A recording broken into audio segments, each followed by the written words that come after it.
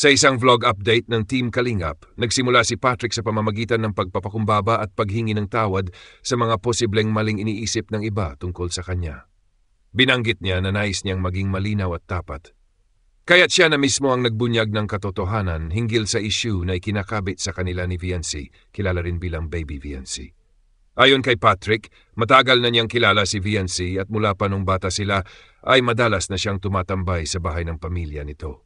Pinuri niya si Viancy bilang isang mabuting tao, tahimik at may mabuting pakikisama.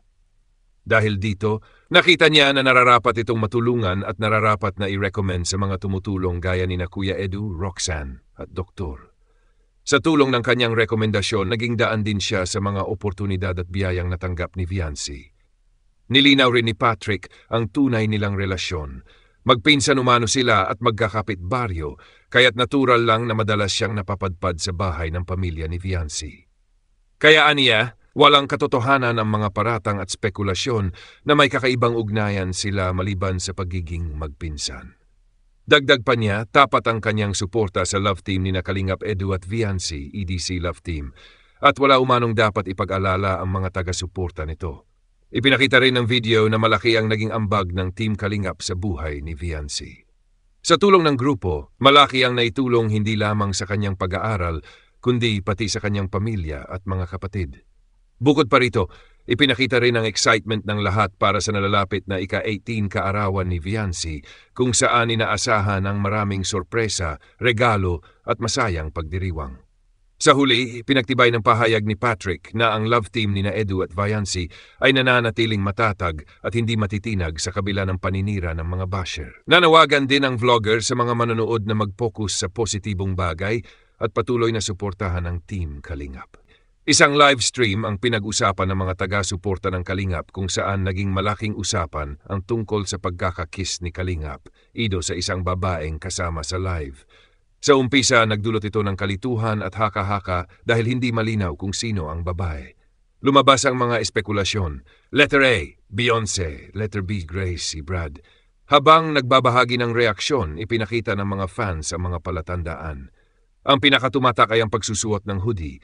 Napansin na si Beyonce ay naka-hoodie rin noong gabi na iyon, gaya ng binanggit sa kanyang mga larawan at IG post.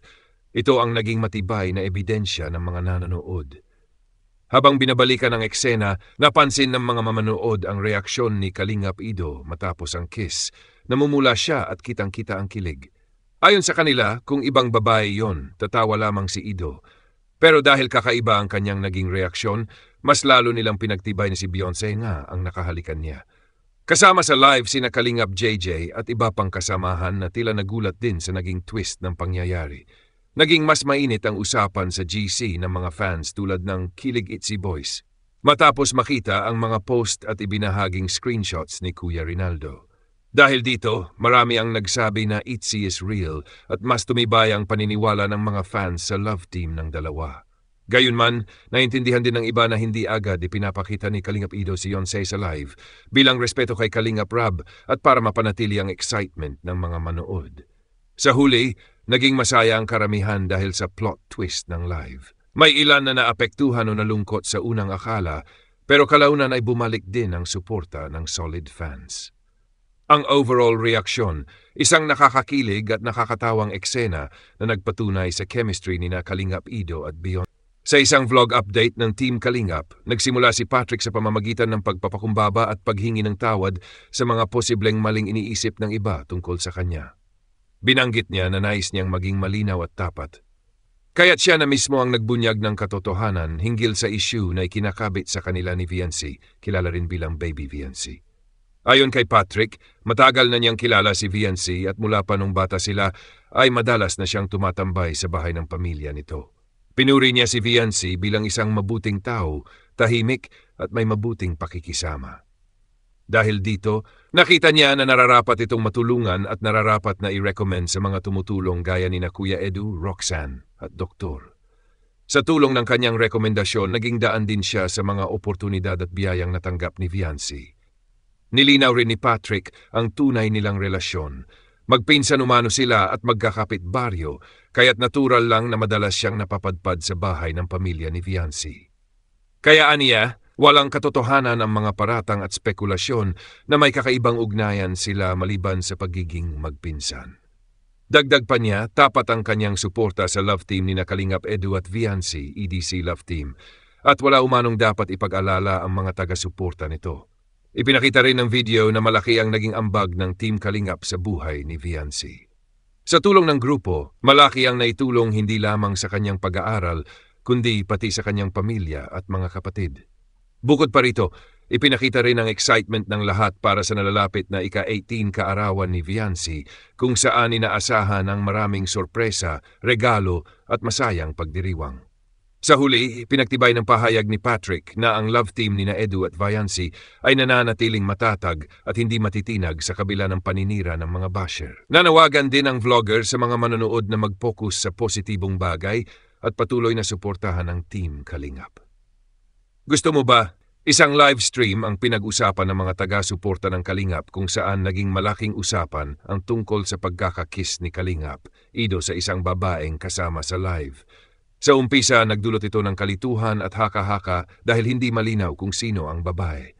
Lumabas ang mga espekulasyon. Letter A, Beyonce. Letter B, Grace, si Brad. Habang nagbabahagi ng reaksyon, ipinakita ng mga fans ang mga palatandaan. Ang pinakatumatak ay ang pagsusuot ng hoodie.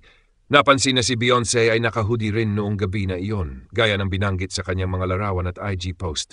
Ito ang naging matibay na ebidensya ng mga nanonood.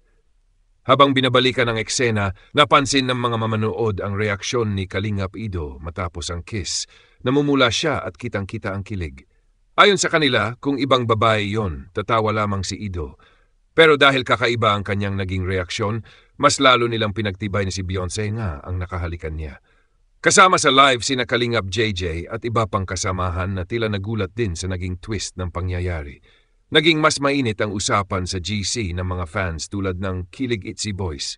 Matapos makita ang mga post at ibinahaging screenshots ni Kuya Rinaldo.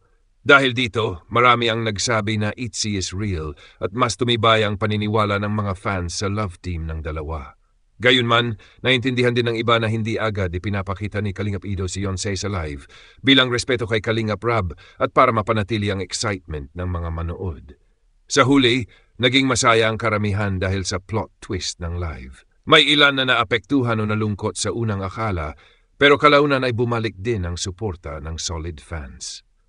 Ang overall reaksyon, isang nakakakilig at nakakatawang eksena na nagpatunay sa chemistry ni Kalingap Ido at Beyonce. Madalas na siyang tumatambay sa bahay ng pamilya nito. Pinuri niya si Viancy bilang isang mabuting tao, tahimik at may mabuting pakikisama. Dahil dito, nakita niya na nararapat itong matulungan at nararapat na i-recommend sa mga tumutulong gaya ni Kuya Edu, Roxanne at Doktor. Sa tulong ng kanyang rekomendasyon, naging daan din siya sa mga oportunidad at biyayang natanggap ni Viancy. Nilinaw rin ni Patrick ang tunay nilang relasyon. Magpinsan umano sila at magkakapit baryo, kaya't natural lang na madalas siyang napapadpad sa bahay ng pamilya ni Viancy. Kaya aniya, walang katotohanan ang mga paratang at spekulasyon na may kakaibang ugnayan sila maliban sa pagiging